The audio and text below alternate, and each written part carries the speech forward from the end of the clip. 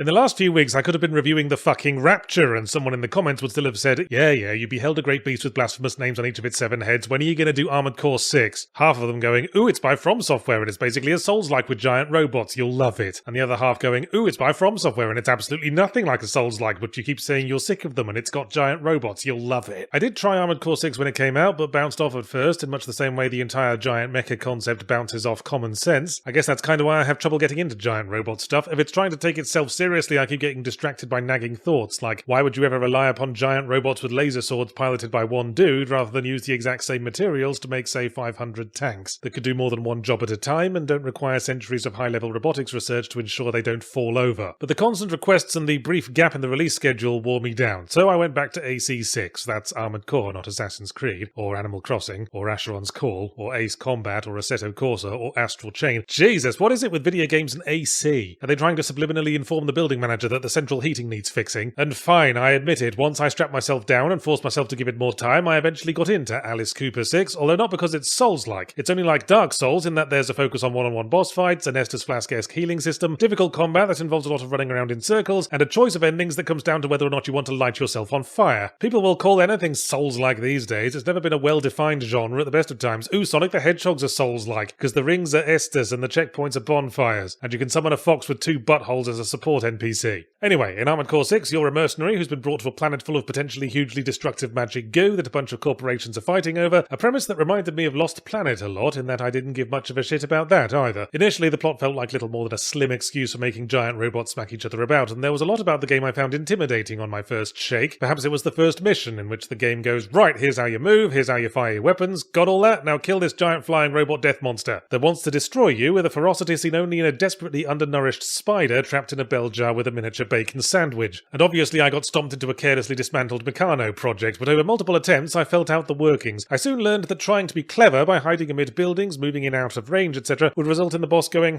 interesting. Counterpoint, white hot stream of pitiless death. But after several tries I managed to sustain consistent damage for long enough to fill the mysterious orange bar under his health, at which point his trousers dropped around his ankles and I did some serious damage to him while I was pulling them back up. Aha! This isn't giant robot Dark Souls, it's giant robot Sekiro, except instead of perfect parrying over and over again, you just shoot things a lot with a gun. The other thing I found intimidating was going into the parts shop, as the game would spread a load of engine parts across the floor with 1,000 stats attached, and impatiently go, what do you want? Cigarette poking from mouth like an extra in a Billy Joel video. But again, with time, I figured out the best approach: construct an in-betweeny all-rounder mechanical evening suit that had decent stats, avoiding the tiny spindly kitchen utensil legs for the super light fast builds, and the giant chunky flared trousers for the heavy tanks. And then pile as much raw firepower onto my shoulders as I could without my legs going bandy. And after that, I stuck to the strategy of running in circles around the target, holding down all the fire buttons until the pants fall off meter was full, and then speeding in for a 1-2 laser sword wallop to the perineum. And pursuing this philosophy, I found Anton Chekhov's 6 to be a game of very inconsistent difficulty. The regular enemies slow you down as much as the little dotted lines around the doors of an advent calendar, but every now and again there's an absolute roadblock of a boss fight that I'd have to hammer away at for half an hour. I appreciate the game intends you to mix up your build to suit the situation, as there's a special option on the game over menu for making a quick pit stop to switch to a nicer head and bigger trousers, but I powerfully couldn't be asked to do that. And who needs roomier trousers without an arse? Also, sometimes the game's nice enough to checkpoint you at the start of the boss, and sometimes for every attempt you've got to plough through 2 rooms and a cinematic that wasn't terribly interesting the first time. And while we're on the subject, I guess the story's about as effective as one can get, considering every NPC is a faceless voice on a radio, and could conceivably be all the same dude putting on a variety of silly accents, but it was hard to get invested early on before the personalities had properly crystallized, especially with the mission-based structuring that is always the death of pacing and flow, because the game has to stop every 5 minutes to ask permission to continue, and that tends to put me in a philosophical mood. Do I want to continue? Boy, that's a hell of a question. I mean, I'd appreciate the rest, but if I miss another Thanksgiving, I'll never hear the end of it. Oh, you meant in the game! Nevertheless, as I say, I did find myself getting into Andrew Carnegie 6, and I think at the end of the day, it came down to sheer spectacle. It's sometimes hard to get a sense of the scale you're supposed to be at. Sure, you can see little human-sized vehicles and stairwells and occasionally walk down a 9-lane highway like it's a jogging track, but you could just be a dude in a model village cosplaying as a kitchen island. So to compensate, the environments get even crazier with scale, which makes the notion that regular-sized humans use the space even more ridiculous, because there are corridors and ventilation shafts that a person couldn't walk across without a pack mule and a week's provisions. But gosh darn it, at the end of the day, all gameplay interface and story niggles aside, it is pretty fun and exciting to flit around an entire ruined city, dodging streams of explosions while keeping a bead on a target against the backdrop of a colossal industrial structure that makes you feel like an ant exploring a disused barbecue grill. And hey, 500 tanks couldn't do that, or indeed navigate the Birmingham one-way system.